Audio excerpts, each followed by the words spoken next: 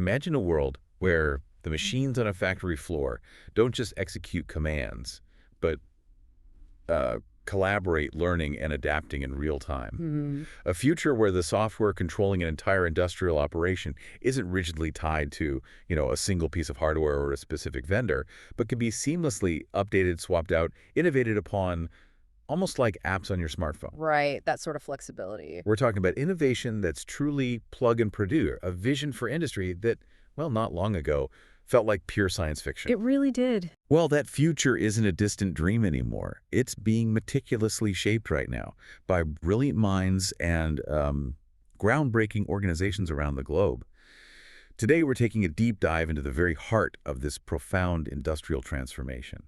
Our mission in this deep dive is to equip you with critical insights, guiding you through the excitement of a flagship international conference, the pioneering organization that's actively helping to rewrite the rules of automation, and the absolutely vital yet often overlooked questions around how our data is handled in this rapidly evolving digital landscape. Yeah, that data piece is critical. We'll be navigating the official announcements and policies that illuminate the IE's ETFA 2025 conference, universalautomation.org's pivotal role, and the fascinating yet crucial details of their comprehensive approach to digital responsibility and data privacy. What's truly fascinating here, and what we'll deeply explore, is how these seemingly disparate areas, cutting-edge automation technology, radical new engineering paradigms for industrial control, and then the intricate details of data privacy are not just linked. They're intrinsically intertwined. They form sort of the two sides of the same coin of progress. Interesting. We won't just look at the what of these advancements, we'll dissect the why they matter so profoundly to industry, to the future trajectory of innovation, and ultimately to you, whether you're a participant, an observer, or simply someone curious about the forces shaping tomorrow's industrial world. Okay, let's unpack this and jump right into the heart of where these pivotal discussions and breakthroughs in industrial automation actually happen. We're talking about the 30th IE International Conference Yeah. on Emerging Technologies and Factory Automation, or more succinctly known as ETFA 2025. Right, ETFA 2025. Now, this isn't just another academic conference or, a trade show with a few interesting papers, is it? This feels like a really significant event on the global stage. Absolutely not. To call it just any conference would be a considerable understatement, truly missing its gravitas. This is a flagship event, indeed, one of the premier gatherings in the entire industrial automation calendar. It's proudly sponsored by the esteemed IE Industrial Electronics Society, and specifically orchestrated by the IES Technical Committee on Factory Automation. Now, for those unfamiliar, the IE is the world's largest technical professional organization dedicated to advancing technology for humanity. Right, the huge name. Exactly. So when they put their weight behind an event, it signals immense importance. Think of ETFA as one of the most significant, if not the most significant, global stages for presenting the absolute forefront of research, development, and practical application in industrial and factory automation worldwide. Wow. It's really where the next generation of industrial capabilities and challenges are defined and discussed. And it's set to unfold relatively soon. Yeah. In a truly beautiful and historic location. Porto, Portugal, September 9th to 12th, 2025. Beautiful place. So, for those of you wondering, what's the core mission of an event of this magnitude? What does it aim to achieve by bringing together such a diverse and, brilliant collection of minds in one place? Its fundamental aim is incredibly ambitious, yet remarkably clear: to converge the international community of leading minds. And this isn't a homogenous group, it's a diverse collective. Okay. You've got top-tier researchers from academia, innovative engineers who are pushing the boundaries in labs, and seasoned practitioners directly from the factory floors. Real mix. A real mix, exactly. Their collective purpose is multifaceted. First, present the absolute latest research results, often fresh from the cutting edge. Second, share groundbreaking new ideas and engineering breakthroughs, turning concepts into solutions. And critically, discuss the state-of-the-art challenges the industry is actually grappling with right now, the real-world obstacles. Medical stuff. Precisely. Beyond that, it's about collaboratively charting the future directions in this incredibly broad and dynamic domain of automation, always with an unwavering, clear focus on tangible, practical industrial and factory applications. It's not just theory, it's deeply rooted in implementation and future impact. So if you're someone who is genuinely curious about where manufacturing is truly headed, what the next generation of robotics will look like, how smart systems are integrating into our daily industrial lives, or, Hmm. what the factory of tomorrow will resemble Yeah. in terms of efficiency, flexibility, intelligence, then this conference is precisely where those crucial conversations are happening. It offers an unparalleled glimpse into the breakthroughs that will undoubtedly shape our world, like a snapshot of the future delivered today. Exactly. Delivered directly from the people who are actually building it. It's a chance to witness in real time that intellectual fusion that drives industrial evolution. Building on that overarching mission, let's zoom in a bit on the sheer scope of this conference. The list of topics it covers is, well, it's absolutely massive. A truly incredible array of disciplines and innovations. It really is broad. Just looking at some of the topics of interest, we're talking everything from adaptive and intelligent control systems to the incredibly miniature scale of micro-electromechanical systems and nanotechnologies, Thems and nano. and even the nuances of haptics and human-robot interaction. What stands out to you in this incredibly comprehensive list is particularly significant, something that signals the undeniable direction industry is heading. Well, if we connect this to the bigger picture, what immediately strikes me as profoundly significant is the deep fusion of traditionally separate fields. Fusion, okay. Yeah, a convergence that's accelerating innovation. It's no longer about isolated disciplines in their own silos. Mhm. Take, for instance, autonomous robotic systems, artificial intelligence, and machine learning. Right, AI and robotics. This isn't just an incremental upgrade, it's a fundamental shift. Imagine a robot on a factory floor that not only performs its task, but observes its own performance, predicts potential maintenance issues using AI, and adapts its movements in real time. Wow, adapting on the fly. Exactly. Adapting to avoid obstacles or optimize efficiency, maybe even adjusting its pace based on a bottleneck down the supply chain. That level of autonomous decision-making transforms factories from rigid environments into dynamic, self-optimizing ecosystems. That's a huge change. It is. Or consider biomechatronics and bioengineering systems. This topic is incredibly intriguing because it hints at applications stretching far beyond traditional factories. Like what? Well, think about advanced healthcare, rehabilitation robotics, or even augmenting human capabilities in specialized industrial settings, Yeah. creating a sort of symbiotic relationship between humans and machines. Bio-inspired design almost. Precisely, leveraging biological principles for more efficient, intuitive machines, blurring the lines between nature and engineering. That's a fantastic point about convergence and autonomy. Now, beyond those broad topics, ETFA 2025 is meticulously organized into 11 specific technical tracks. Right, the deep dives. Exactly. We see tracks on information technology and automation, industrial communication technologies, real-time systems, even AI for cyber-physical systems and automation, where the digital and physical worlds really merge. Yeah, CPS is huge. For our audience, what's the practical implication of these highly specialized tracks? What do they tell us about the foundational work underpinning this larger vision? Oh, these tracks are absolutely critical. They illuminate the granular foundational work, the indispensable building blocks, if you will. The nuts and bolts. Exactly. For example, industrial communication technologies isn't just niche, it's utterly vital. It dictates how all these smart devices, sensors, complex systems actually talk to each other reliably, securely, and fast, often in harsh environments. Communication is key. Absolutely.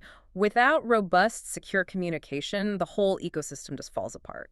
Similarly, real-time systems is about ensuring these complex processes respond instantaneously, milliseconds, even microseconds, That fast response. which is vital not just for efficiency, but critically for safety. Especially with humans working alongside machines or in high-speed processes, these tracks are where theory meets the unforgiving demands of the factory floor, where the rubber meets the road. And this is where the implications really start to unfold, because beyond the broad topics and specialized tracks, they also feature a ton of special sessions and workshops. Right, even more focused. Incredibly specific, almost problem-oriented titles like Robustness and Uncertainty Quantification in Industrial AI, or Practical Applications of Automated Guided Vehicles and Autonomous Mobile Robots for Warehouse Logistics. AGVs and AMRs, yeah. Very practical. Then there's Industrial Cybersecurity Methods and Technologies. What do these very specific, almost challenge-driven titles tell us about the current, immediate challenges and the most pressing opportunities right now? These titles are truly fascinating precisely because they point to both the absolute cutting edge and the real-world operational challenges industries are facing today. The now problems. Exactly. Robustness and uncertainty quantification in industrial AI tells us that while AI is powerful, industry needs to know it's reliable and predictable. Not a black box. You need to trust it, quantify the uncertainty. Makes sense for critical systems. Absolutely. The AGV session shows autonomous systems moving beyond labs into everyday logistics. Real maturity in the tech, moving from concept to integration. So they're actually being used widely now. More and more. And of Right. course, industrial cybersecurity is paramount. As systems get more connected IoT, cyber-physical systems, they become more vulnerable. Securing them isn't an option. It's non-negotiable for future adoption and operational integrity. Can't afford breaches there. Not at all. These sessions reflect that dynamic tension between groundbreaking innovation and the practical demands of real-world implementation and security. That truly paints a vivid picture of a dynamic field, constantly pushing boundaries while also, shoring up foundations and tackling real-world problems. It's a delicate balance. It really is. So, from your perspective, what does this all mean for the future of automation? It sounds like a remarkably holistic and integrated approach, not just focused on one area, but the entire ecosystem. Indeed, it points to an increasingly holistic approach. One that explicitly recognizes progress isn't just about isolated advances in robots or AI, it's about creating an interconnected, intelligent, and resilient ecosystem. The whole picture. Exactly. The future of automation, as showcased by ETFA 2025, is one where flexibility, adaptability, intelligence, resilience, these are paramount. Developing systems that learn autonomously, communicate seamlessly, operate reliably in real time, and crucially, do it all securely. Securely is the key word there again. Always. This integrated vision is what will truly unlock the next generation of industrial efficiency and innovation. Moving beyond mere mechanization to intelligent, adaptive manufacturing, it's a future where every component works in concert, driven by intelligent, autonomous, and safe operation. A grand vision of interconnected progress. Okay, within this expansive conference, one organization, universalautomation.org, seems to be playing a really significant, quite central role. They're not just attending, they're actively co-organizing and sponsoring. Right, UAO, they're heavily involved. So what exactly is universalautomation.org all about, and why are they so central to ETFA 2025? Universalautomation.org, or UAO, is an international nonprofit organization, an AISBL, basically a global nonprofit association. They have an incredibly bold mission statement to quite literally rewrite the rules of automation. Wow, that's ambitious. Rewrite the rule. It is. Their centrality isn't just sponsorship money, it's deep, active involvement in shaping the agenda. They're sponsoring ETFA, yes, but their direct involvement includes a key workshop and a dedicated industry forum, showing commitment to practical engagement and driving their vision. Okay, so they're really putting their weight behind it. Let's look at their specific contributions. They're hosting WSO3 Advancing Industrial Automation. Best Practices in Innovations with IEC 61499 on September 9th. And then an industry forum, IEC 61499 in the industry, on September 10th. For our audience who might not be familiar, what exactly is IEC 61499, and why is this standard gaining traction so much that UAO is building its vision around it? Right, IEC 61499. It's truly fundamental to UAO's vision. To explain it simply, think of it like this. Instead of building your factory's control system as one giant, a monolithic block of code tied to specific machines. The old way. The old way, exactly. IEC 61499 lets you build it more like advanced Legos. Each brick is a self-contained control function, a function block that only activates when something specific happens, an event. Event-driven. Okay, exactly. This makes the whole system incredibly modular, easier to update or modify, and crucially, independent of the physical machine it's running on. Hardware independent. That's the goal. Historically, automation software was tightly coupled to specific hardware, often proprietary languages, rigid, monolithic. Vendor lock-in. Precisely. IEC 61499 fundamentally shifts this. It allows for a much more modular, flexible, portable approach. The big aha for industry isn't just technical flexibility, it's liberation from that vendor lock-in. That's huge. For decades, if you bought from Company A, you were stuck with their ecosystem. Costly, stifling. IEC 61499 promises to break down those walls, let businesses mix and match components, integrate new tech quickly without ripping everything out. save billions, accelerate innovation. So it democratizes it, in a way. That's a great way to put it. Democratizing industrial software development, making it an open playing field. Organizations like UAO and Eclipse 4 are really driving these discussions, showing the practical advantages. This idea of plug and produce and decoupling software from hardware sounds genuinely revolutionary. It implies a level of flexibility current systems lack. What exactly does UAO mean by separating software from hardware and fostering collective innovation? How do those work together? These concepts are truly at the core of UAO's Why Participate message, their philosophy. Plug and produce means an ecosystem where components, hardware, software integrate effortlessly. Like plugging in a USB device, it just works. Seamless interoperability. That's the dream, across the whole factory floor. Separating software from hardware is the enabler. It means you, the engineer or operator, aren't locked into one vendor's hardware or programming environment. Your IEC 61499 applications can theoretically run on any compliant hardware. Any brand. That's the vision. Liberation from vendor lock-in.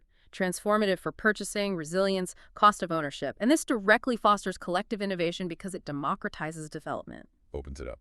Exactly. Instead of innovation stuck in closed R&D silos, this open, standard approach brings in a wider global community.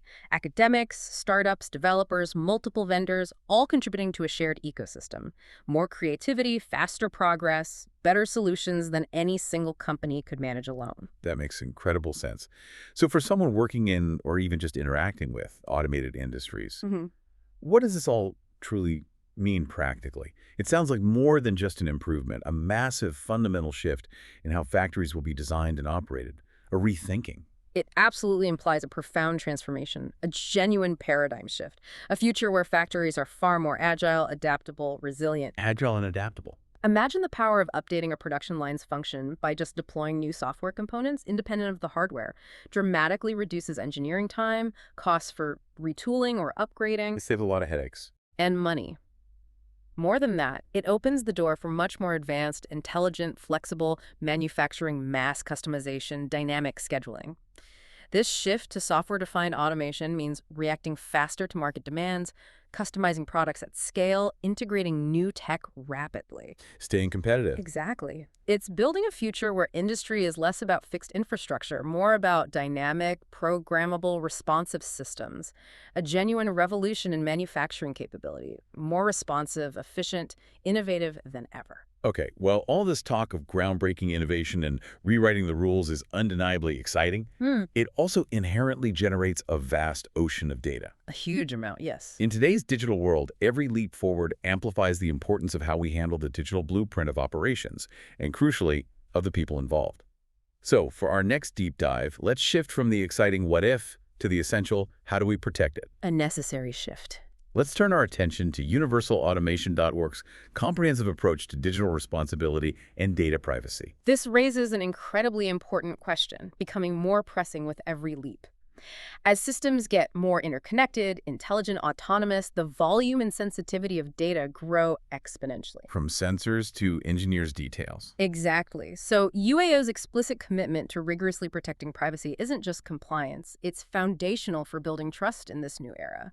Without that trust, from individuals, businesses, regulators, even the best tech faces adoption barriers. Trust is key.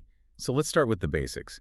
Who exactly is in charge of this data, according to UAO's policy, and what kinds of personal information do they actually collect? Right. Universalautomation.org, AISBL, the International Nonprofit Association, is explicitly responsible. Their address is listed for transparency. Yep. The types of data collected are quite comprehensive. Standard contact information, name, job title, email, address, phone. Essential stuff. The usual suspect. Then, payment data for transactions and fraud prevention card numbers, security codes, billing details. Also, further business information related to your interactions with them, like committee work or project details you provide voluntarily. And passwords. Yes, they note your password for the universalautomation.org website or other password-protected platforms, highlighting secure credential management. And also, information collected from publicly available resources like professional directories. It paints a detailed picture. But it gets even more granular, tackling very specific needs through data collection. Here's where it gets particularly sensitive. They mention special categories of personal data. Ah, yes, the sensitive data. What exactly does that entail, and why would an automation organization need this kind of information? This isn't just name and email. This is indeed crucial and highly sensitive. It shows the depth. For event registration, they might ask for information about your health. Health info. Why? Not for medical use, but for practical reasons, identifying disabilities or special dietary needs for accessibility and comfort at events. It's based on your explicit consent. For logistics. Makes sense. Right. And they clarify if you don't provide it, they can't take those precautions, arranging a specific meal or access. So they're thinking details. Down to the dietary needs, not just decaf maybe. Maybe not decaf, but certainly allergies, accessibility needs. Kidding aside, it highlights the depth. The policy also indicates it could include personal data about your membership of a professional or trade association or union. Why that? Potentially relevant for understanding affiliations, expertise, or networking within their community. And perhaps most strikingly, it could include details of any criminal record you may have. Criminal records. Right. For an automation group. It's a significant flag. The policy doesn't specify context, but for an organization at the forefront of critical infrastructure, it hints at rigorous vetting, especially for sensitive roles, leadership, or where compliance with international regulations like export controls or anti-money laundering is paramount. Okay, that could explain it, but it does raise questions. It certainly does. Questions about scope and proportionality, underscoring why users need to understand why such sensitive data might be requested, and the legal basis. Given that breadth of data, how does UAO actually collect it all? Is it just direct interaction, or are there other methods? Maybe without direct engagement. They use a multifaceted approach. They collect data when you or your organization actively seek documents or info from them. Okay, direct requests. Also, when you browse or interact on their website, capturing your digital footprint. If you attend an event or sign up for communications like newsletters, and if you or your organization provide services to them. Standard interactions. But importantly, they also state they can collect data about you from third-party sources. Third parties? Like who? Could be your own organization providing your details, other organizations you deal with, government agencies for compliance checks, or even publicly available records, directories, publications, company registers. It's comprehensive. That's very broad. Are users always required to provide this data, or is it typically voluntary? That control aspect is important. Excellent question on autonomy. As a general principle, UAO states providing data is entirely voluntary, and generally, no detrimental effects if you choose not to. So it's optional usually. Usually. However, they are clear that in some specific circumstances, they cannot take action without certain data. For example, to process orders, grant access to secured web offerings you requested, or carry out legally required compliance screenings. Like AML checks or export controls. Exactly. In those cases where data is an absolute prerequisite, they will explicitly inform you the service can't be provided without it, giving you clarity and agency to decide. Moving to the why, what are the permitted purposes for which UAO uses this personal data? What are they actually doing with it? The list is extensive, reflecting operational, strategic, legal needs. Essentially 3 broad categories. First, delivering services and managing the relationship. Providing resources, processing payments, accounting, auditing, support services. Core operations. Second, upholding legal and regulatory obligations. Absolutely critical globally. Tax records, antitrust laws, export laws, trade sanctions, anti-money laundering, financial checks, fraud prevention. This can involve automated checks against sanctioned party lists. A lot of compliance work. A huge amount. And third, enhancing services and ensuring security. Analyzing communications, protecting IT systems and premises, insurance, monitoring internal policies, fulfilling legal requests, complying with court orders, defending legal rights. It covers almost every facet of running a compliant, secure, effective international nonprofit. And what about marketing? That's always a big concern. How does that fit in? And what control do individuals have? Right, marketing. For communications like newsletters, event announcements, they state they'll only process your data where you've expressly given consent. So opt-in. Explicit opt-in where legally needed, and crucially, they provide a straightforward way to opt out anytime if you change your mind. Ensures you retain control over promotional messages. Good. What about automated decisions? They clarify they won't use your data for automated decisions directly affecting you, nor for profiling beyond personalizing communication based on stated preferences, avoiding opaque algorithms. Okay. Now, this is important for collaborators. What about data about other people that you might provide to UAO? like registering a team or giving a colleague's contact details. What are my responsibilities? Very important point. If you provide data about someone else, a director, employee, associator, you are explicitly responsible for ensuring certain conditions are met before sharing. My responsibility. Yes. The policy says you must ensure that you are entitled to disclose that personal data, meaning you have the legal basis or consent. And you must ensure UAO can collect, use, disclose it as per their policy without further steps. So I need to tell the person first. Exactly. You must explicitly inform the individual about UAO's policy. Their identity, contact info, purpose of collection, disclosure practices, including overseas transfers, their rights to access data and complain, and consequences if data isn't provided. It shifts significant legal and ethical responsibility to the person sharing the data, emphasizes the chain of accountability. That's a big responsibility. Yeah. Now, data crossing borders. Does UAO transfer personal data abroad? And how do they handle differing data protection levels? That's always complex. Yes. As a global association, they state they may transfer data abroad if required for the permitted purposes. This could include transfers to countries that do not provide the same level of protection as, say, the EU or Australia. Which have strong laws, like GDPR. Exactly. But what's crucial is their commitment to ensuring appropriate safeguards, as required by GDPR and other laws. A key mechanism is entering into the EU standard contractual clauses, legally binding agreements for data transferred outside the EU. SEC is okay. They also required their agents and subcontractors outside regions like the EEA or Australia to ensure a comparable level of data protection contractually, demonstrating a proactive, compliant effort to protect data globally. Once collected, how long do they keep all this information? And who do they share it with beyond their immediate organization? They keep information as needed to perform the purposes described, considering ongoing service needs, marketing consent, security requirements, legal obligations like tax laws, and statutory limitations for legal claims. Not indefinite. Okay, purpose-driven retention. As for sharing, it's primarily processed by their affiliates and third-party suppliers involved in service provision, hosting, IT maintenance, security. These teams might be global. So potentially anywhere. Potentially. Beyond that, they share with competent authorities when legally required, court orders, official inquiries, to defend legal rights, protect safety as instructed by you, or with third parties during reorganizations like mergers. Standard legal and operational sharing. What about analytics? Yes, they explicitly mention sharing anonymized or aggregated information with Google Analytics to understand website usage and improve user experience, a common practice. That's a comprehensive overview. So how do they secure all this data? And what specific rights do individuals have? They state they take appropriate technical and organizational measures for confidentiality and security, following internal procedures for storage, disclosure, access. Data might be on their tech systems, contractor systems, or even secure paper files. Standard security measures. Yes, but they also add a realistic, transparent note. No method of transmission over the internet or of electronic storage is 100% secure.